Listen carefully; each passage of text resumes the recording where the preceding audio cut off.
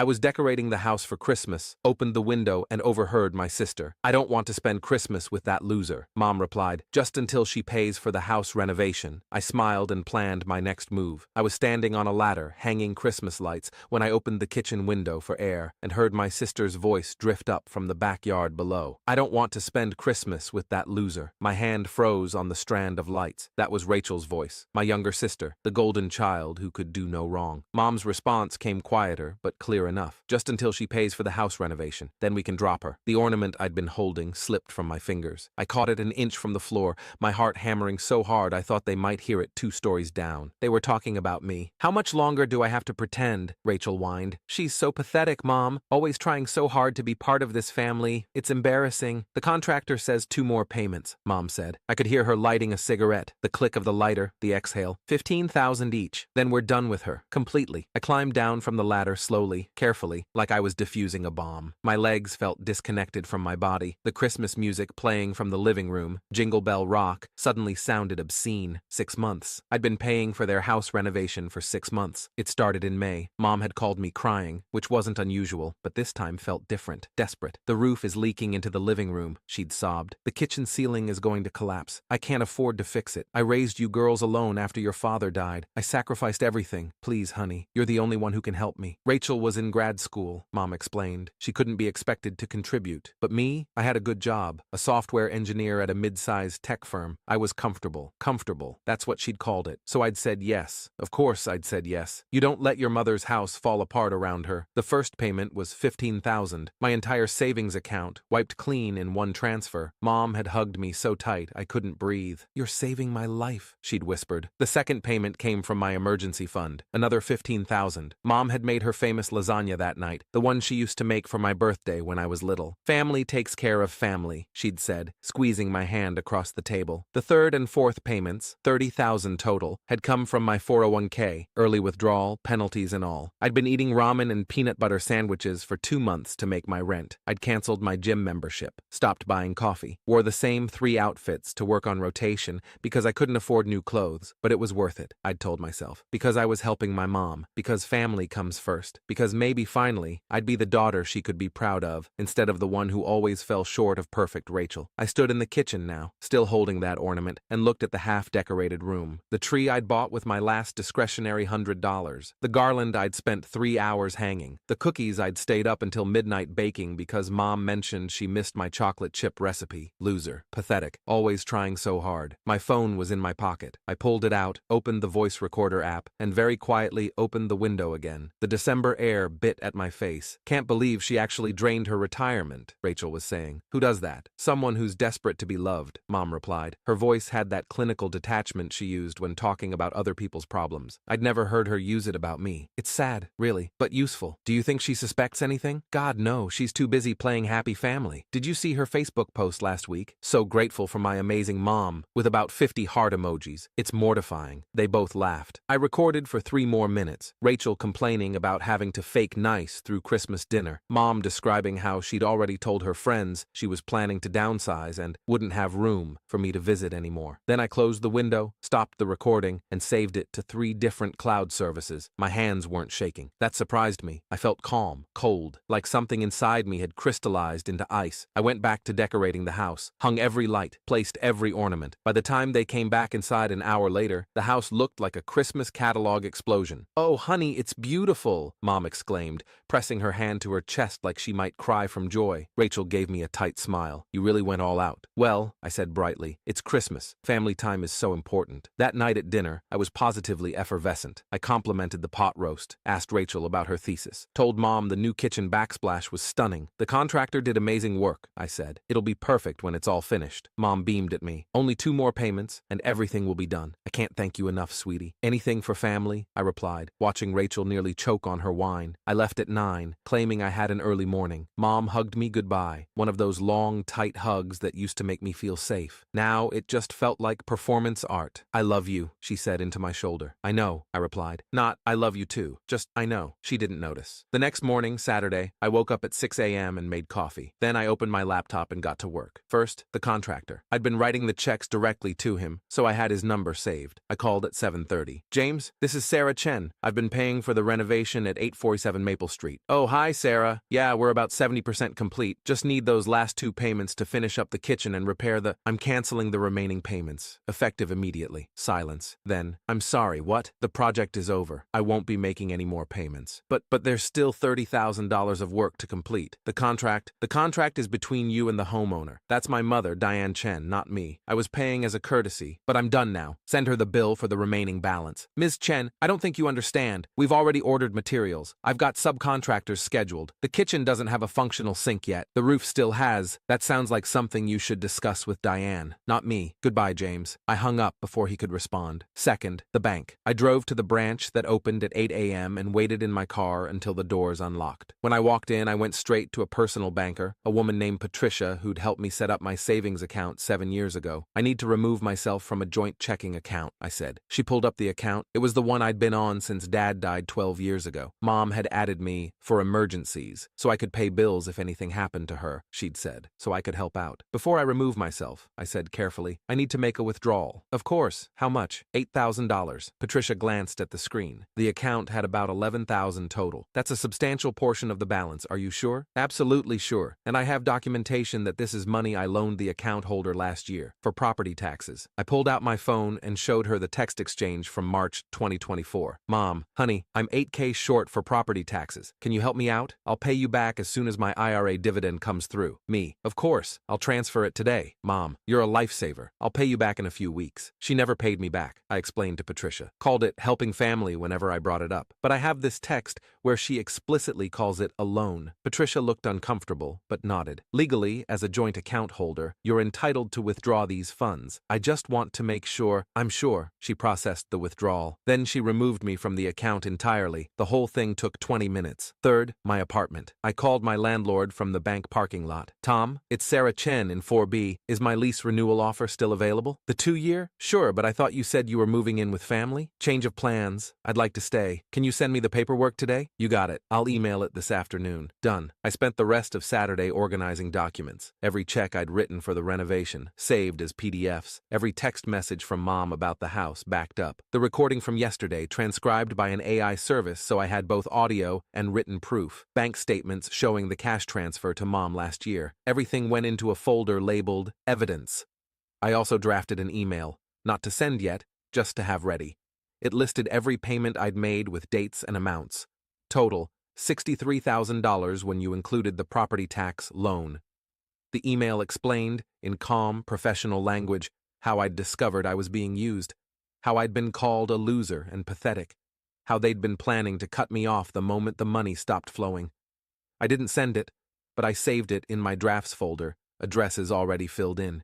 My Aunt Linda, my Uncle Marcus, 3 family friends who'd known me since childhood, just in case I needed them to know the truth.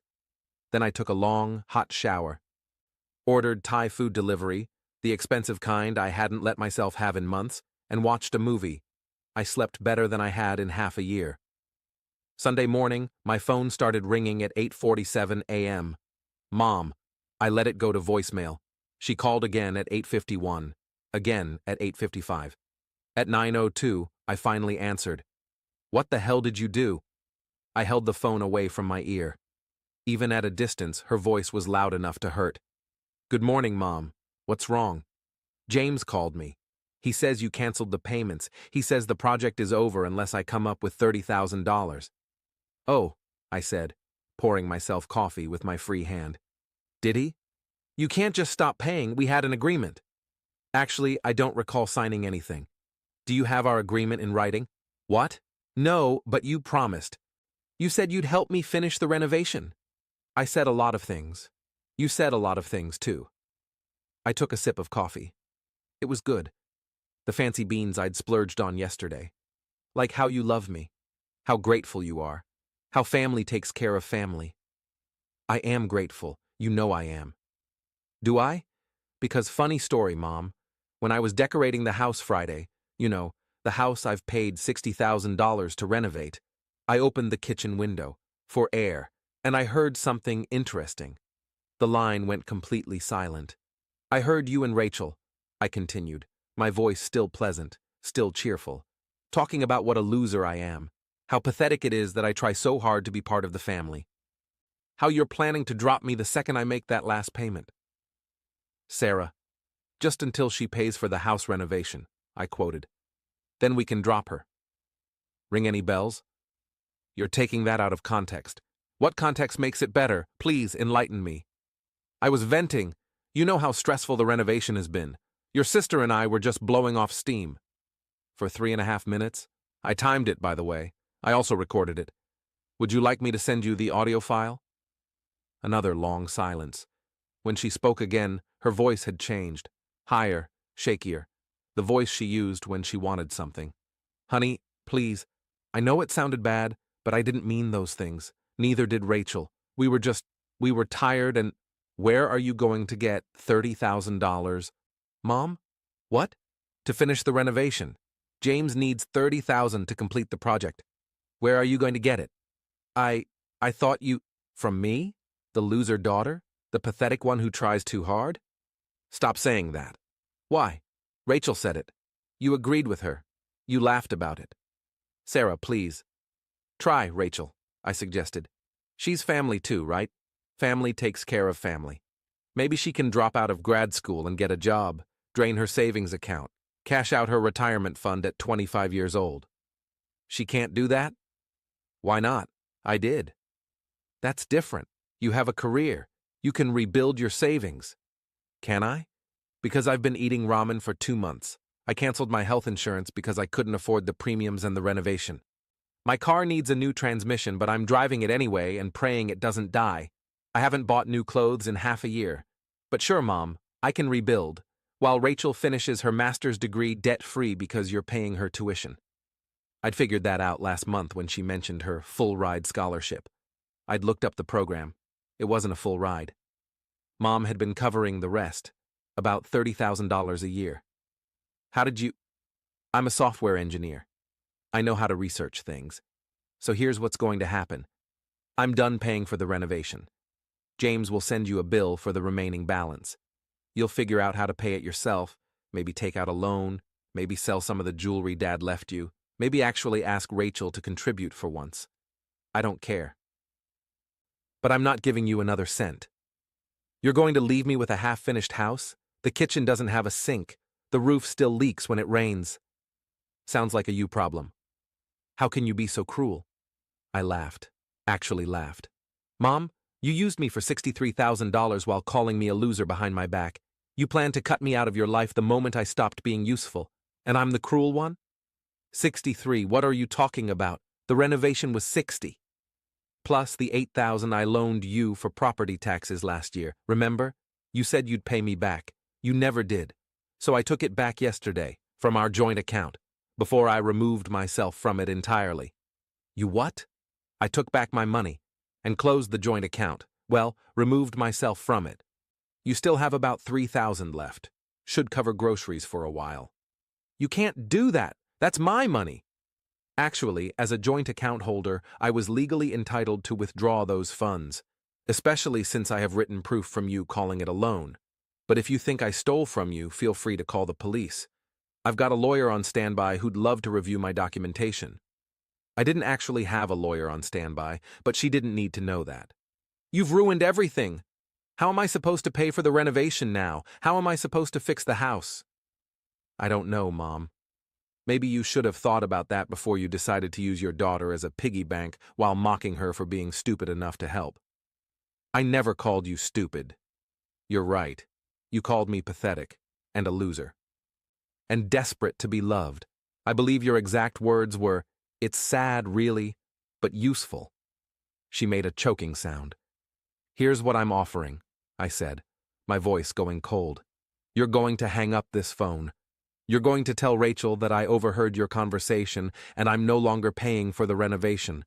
You're going to figure out your own solution to your unfinished house. And you're going to tell everyone who asks that I'm a terrible, selfish daughter who abandoned you in your time of need. Why would I? Because if you don't, I'll tell them the truth.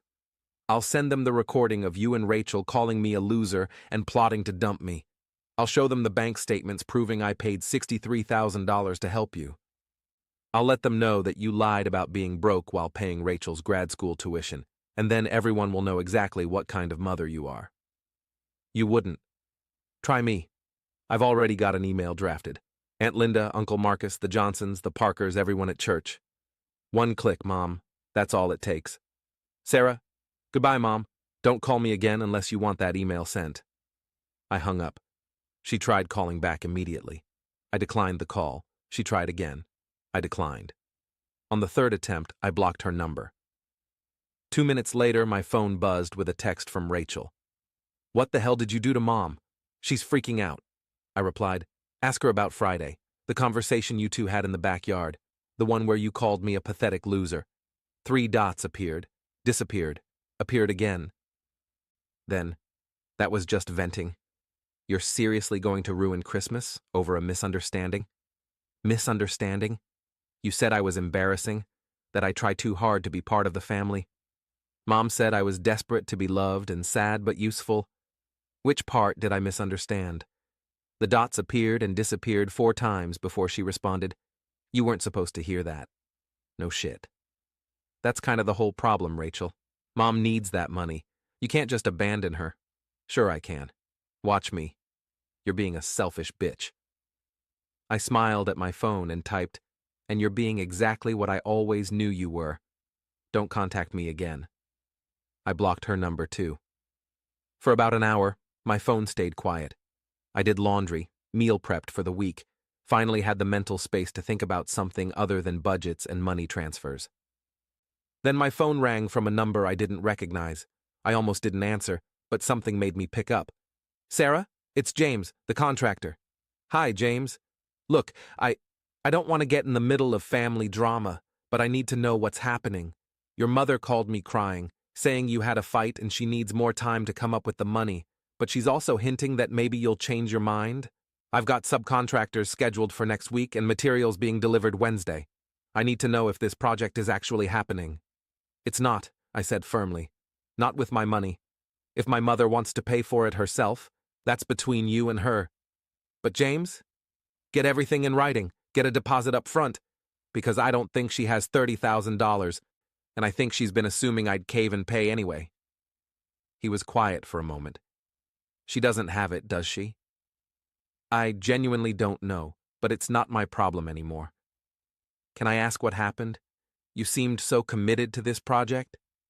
I found out I was being used. That's all you need to know. I'm sorry, he said, and he actually sounded it. For what it's worth, the work you paid for was good work.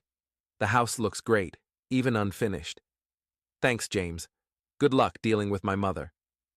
I hung up feeling lighter somehow, like I'd been carrying something heavy and had finally set it down. Sunday evening, around 7 p.m., someone knocked on my apartment door. Hard, aggressive. I checked the peephole. Mom. Sarah, I know you're in there. Your car is in the lot. I opened the door with my phone already recording video. I held it up so she could see the red dot. Hi, Mom. You're being recorded. What do you want? Her eyes were red, mascara smudged. She looked like she'd been crying for hours.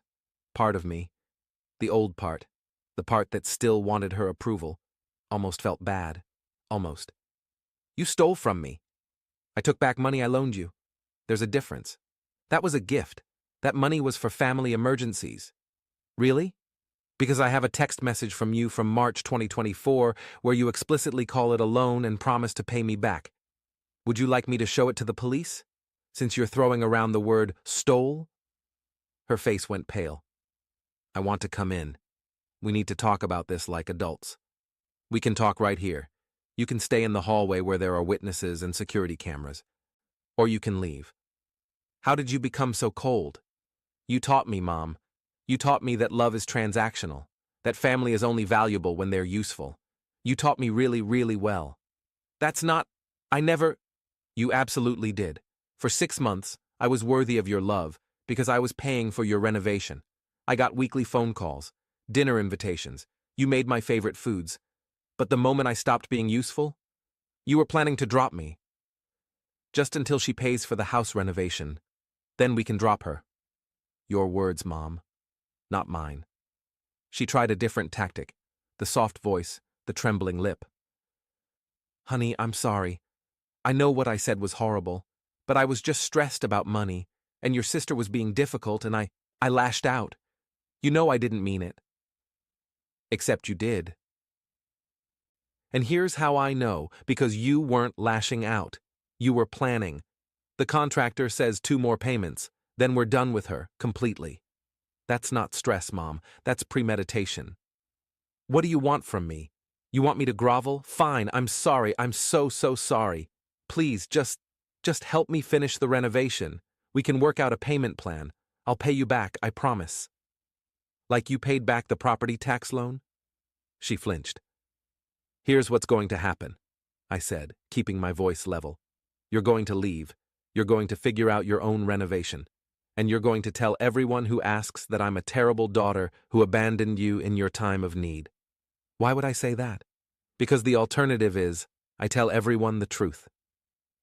That you used me for $63,000 while calling me a loser. That you planned to cut me off the second I finished paying. That you paid for Rachel's grad school while I ate ramen to afford your renovation. I have the recording, Mom. I have the texts. I have bank statements. And I have a whole email ready to send to everyone we know.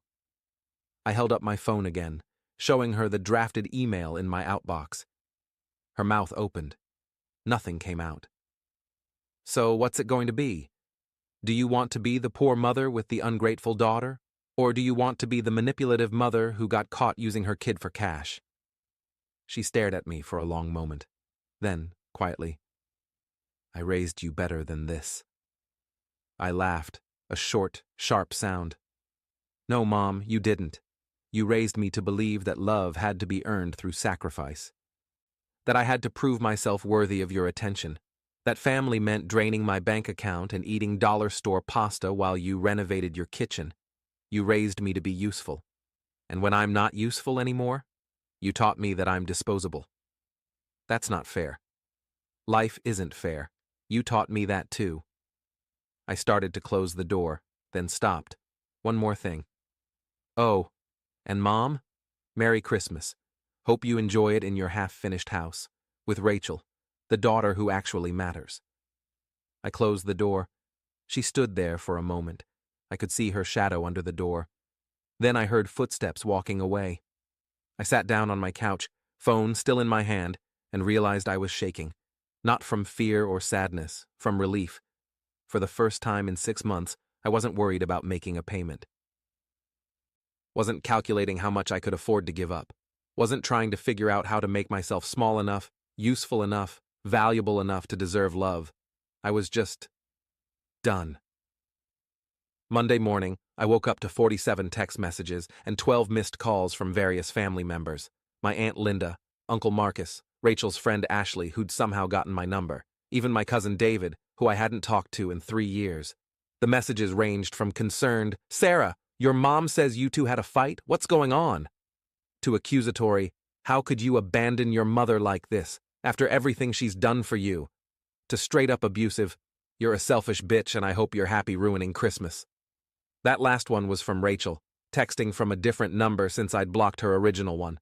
I blocked the new number too. Then I sent one mass text to the concerned family members, the ones who'd actually asked what happened instead of immediately attacking me. I overheard Mom and Rachel calling me a loser and making fun of me for helping with the renovation. They were planning to cut contact with me as soon as I made the last payment. I have a recording if you'd like to hear it. I'm no longer paying for their renovation, and I'm taking space from both of them. Please respect that. 3 people responded immediately, asking for the recording. I sent it to them. Aunt Linda called me 20 minutes later. "Sarah, oh my God, I'm so sorry. It's not your fault. Your mother called me yesterday crying about how you'd stolen from her and abandoned her. She didn't mention any of—" Jesus Christ, did she really call you pathetic? Multiple times. The best part is when she said I was desperate to be loved, and that it was sad but useful. Linda was quiet for a long moment. Then, "Your father would be ashamed of her." That hit harder than I expected. My eyes stung. "I'm going to call her," Linda continued, "and I'm going to tell her exactly what I think of this. And Sarah, I'm proud of you, for standing up for yourself, for not letting her use you anymore." "Thanks, Aunt Linda." I mean it. You deserve better than this. You've always deserved better. We talked for another 10 minutes. She told me about her holiday plans, invited me to Christmas dinner at her place if I wanted to come. No pressure, she said. But your family, real family, the kind that doesn't come with strings attached. I told her I'd think about it. Uncle Marcus called next. Then my cousin David, who said, "Dude, I listened to that recording. Your mom and sister sound like villains in a Lifetime movie. What the fuck? Right? Listen, I know we haven't been close, but if you need anything, like, seriously, anything, call me." That was messed up. By lunchtime, the family had split into 3 camps. Team Sarah, smaller but vocal. Team Diane, mostly her church friends who didn't know the full story. And Team Switzerland, the people who wanted no part of the drama.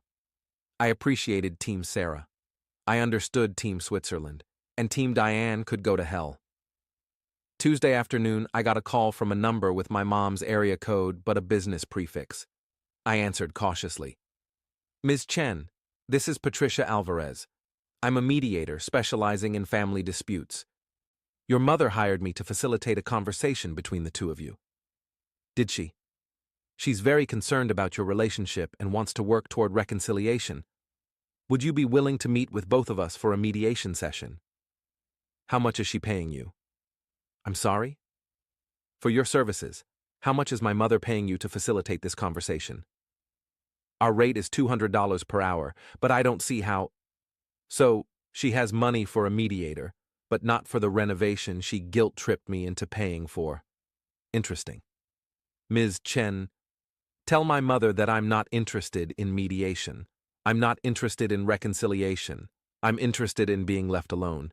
And tell her that if she contacts me again, directly or through a third party, I'll send that recording to everyone she knows. Have a nice day." I hung up. She called back. I didn't answer. Wednesday, I went to work for the first time since Friday. My manager, Karen, noticed something was different immediately. "You look lighter," she said. "I cut some dead weight out of my life." "Good for you. Does this mean you're going to stop eating sad desk salads and actually come to team lunch this week?" I grinned. "Yeah, actually, I'm buying." For the first time in 6 months, I could afford to buy lunch. I ordered the pasta dish I'd been craving for months and didn't even look at the price. It tasted like freedom. Thursday morning, I got an email from James the contractor. "Sarah, I wanted to let you know that I've ceased all work on your mother's house. She couldn't come up with the deposit I required, and based on our conversations, I don't believe she has the funds to complete the project. I've filed a lien on the property for the unpaid balance of $8,500 for materials I already ordered for the job. For what it's worth, I'm sorry about what happened. No one deserves to be used like that." "Best of luck, James," I replied. "Thanks for letting me know, James. Good luck with the lien." Then I forwarded the email to Aunt Linda with the subject line, "In case Mom tries to say I'm preventing her from finishing the renovation." Linda responded, "Noted. Also, she's been calling everyone she knows asking to borrow money. So far, no takers. Turns out people don't like lending to someone who's willing to use their own daughter." I smiled at my phone. Friday afternoon, a full week after I'd overheard the conversation that changed everything, my phone rang with another unknown number. Against my better judgment, I answered. "Sarah Chen?" "Yes." "This is Melissa Torres. I'm a reporter for the Metro Daily News. I received an interesting tip about a family dispute involving financial exploitation. Would you be willing to comment?" My stomach dropped. "Who told you about this?" "I'm not at liberty to say, but I've heard the recording and I've seen documentation of your financial contributions. This is a compelling human interest story about family manipulation and—" "No." "I'm sorry?" "No, I'm not interested in talking to the press. This is private. It stays private." "With all due respect, Ms. Chen, your mother has been telling people you stole from her and abandoned her. Don't you want to tell your side?" "My side is for me, not for the news. Please don't call me again." I hung up and immediately called Aunt Linda. "Did you talk to a reporter?" "What? No. Why would I?" "Someone gave her the recording and documentation. Someone from our family." "Oh my God. I'll find out who. I swear, Sarah, I didn't say anything. I know you didn't, but someone did, and I need it stopped. I don't want this going public. I'm on it. It took Linda 3 hours to discover that my cousin David, well-meaning, impulsive David, had sent the story to a reporter friend of his because he thought I deserved justice. I called him, David, what the fuck? I just thought, you thought wrong. Call your reporter friend and tell her the story is off limits. Tell her I'll deny everything if she publishes. Tell her I'll claim the recording is fake. I don't care what you tell her, but make this go away. I was just trying to help. You want to help? Leave me alone. All of you. I'm done with this family drama. I'm done being the entertainment. I'm just done. I hung up before he could respond. David must have followed through because the reporter never called again, and I never saw a story published. By Saturday, December 14th, 11 days before Christmas, the drama had mostly died down. The family group chat had gone quiet after Aunt Linda posted a long message saying that anyone who wanted to discuss the situation further should do so privately, not in a public forum. Team Sarah had offered support. Team Diane had gone quiet. Team Switzerland had started posting pictures of their holiday cookies like nothing had happened. I'd started sleeping through the night again, started cooking real meals, started looking at my bank account without feeling sick. I'd even started thinking about the future, about grad school maybe, or a career change. Or just living without constantly calculating whether I could afford to survive. On Sunday, December 15th, I got a letter in the mail. Handwritten, my mother's looping script on the envelope. I almost threw it away without opening it, but curiosity won. Sarah, I know you don't want to hear from me. I know you probably won't even read this, but I need to say it anyway. You were right. Everything you said was true. I used you. I took advantage of your kindness and your desire to be loved. I said terrible things about you behind your back, and I planned to cut you off once you'd served your purpose. I don't have an excuse. I could tell you I was stressed about money, or that Rachel influenced me, or that I was in a dark place mentally. But the truth is, I was selfish. I saw an opportunity to get what I wanted, and I took it. And I didn't care who I hurt. The house is still unfinished. James put a lien on it. I can't afford to pay him back, and I can't afford to hire someone else to complete the work. Rachel offered to help, but she doesn't have that kind of money. No one does. I'm going to have to sell. Downsize to something smaller, something I can afford, and I deserve that. I deserve all of this. I'm not asking for forgiveness. I'm not asking for another chance.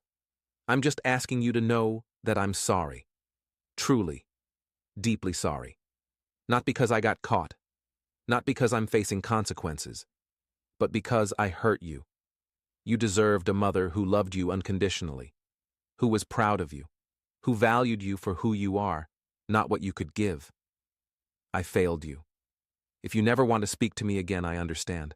But please know that I love you, and I'm sorry. Mom. I read the letter 3 times. Then I put it in a drawer and went about my day. Maybe someday I'd respond. Maybe someday I'd be ready to have a conversation about repair and rebuilding. Maybe someday I'd even forgive her. But not today.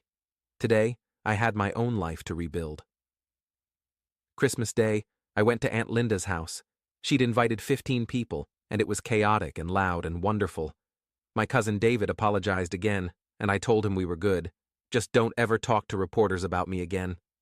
Uncle Marcus gave me a card with a $500 check inside and a note that said, "For your next adventure, you've earned it. We ate too much food, played board games, watched Home Alone for the millionth time." And when Linda proposed a toast to family, the kind that actually shows up, everyone raised their glasses to me. For the first time in years, I felt like I belonged somewhere, not because I'd paid for it or earned it or proved myself worthy, just because I existed, just because I was enough. Later that night, alone in my apartment, I pulled out my phone and looked at the email I'd drafted 2 weeks ago, the one addressed to everyone Mom knew, the one with the recording and the receipts and the full explanation. I hovered over the delete button. Then I moved it to a folder labeled Insurance instead. Not to use, just to have, just in case. I turned on my Christmas tree lights, The ones I'd bought with my last discretionary $100, back when I was still trying to earn love, and I smiled. I'd spent $63,000 learning that I couldn't buy my mother's love, but I'd also learned something else. I didn't need to. I was already enough. And that was worth every penny.